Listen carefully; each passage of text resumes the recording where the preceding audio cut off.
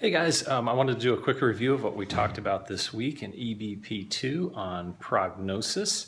I think that was a really good discussion. You guys got into it, which was awesome. We kind of went off on a couple of tangents, but I think they were all pretty beneficial. Prognosis, or determining a patient's prognosis, probably one of the more difficult things we'll do no matter what patient setting that you're in. It's really more of an estimate, and it's part of your evaluation process where you're taking the patient's diagnosis, you're taking their stage of their disorder, all the impairments that you found, medical comorbidities, all those kinds of things, and determining their prognosis. A lot of it, unfortunately, is kind of based on your experience with similar patients to know what their prognosis is going to be.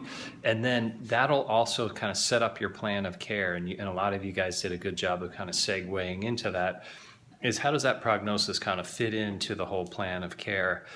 So if you have a patient where you think they're going to improve fairly rapidly, your plan of care is going to be a lot shorter compared to a patient that you think is going to have a little more of a prolonged recovery.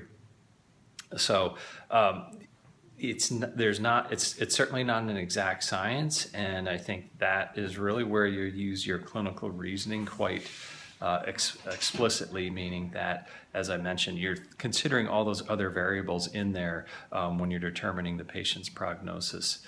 And then, we got into some good discussions on when do we consider we should discharge a patient. And that's another area where there's not an exact science. It's really going to come down to a lot of different factors. And the bottom line, I would say, is do what's best for that individual patient. So sometimes you might think that patient's ready for discharge, but they don't. And you're going to hang on to them for a little while longer because they're not comfortable with being discharged. I think those conversations are a lot easier if from day one you kind of map out exactly how you think it's going to go. You might tell that patient, well, we're going to see you for 4 weeks. We're going to see you twice a week in the first couple of weeks, and then after that, once a week. And kind of so they have a roadmap or a plan of how it's going to go. And you can kind of give yourself an out and say, well, I'm not exactly sure. I'm not saying, tell them that we're going to see how it goes, but this is my expectation of how it's going to go. So I think that's very, very important to set that tone on day one, because sometimes the patient has no idea, or they're just going to want to keep coming over and over again. So if you tell them, 4 weeks, I think you're going to get better. We're going to reevaluate at that time. If needed, we can continue. If not, or if you're already better, then we can discharge you to home. There's definitely pressures in the clinic to see patients maybe longer than they potentially need, and that's going to be another thing you have to sort of negotiate on a case-by-case basis. You have to have a strong ethics about you in order to sort of overcome that.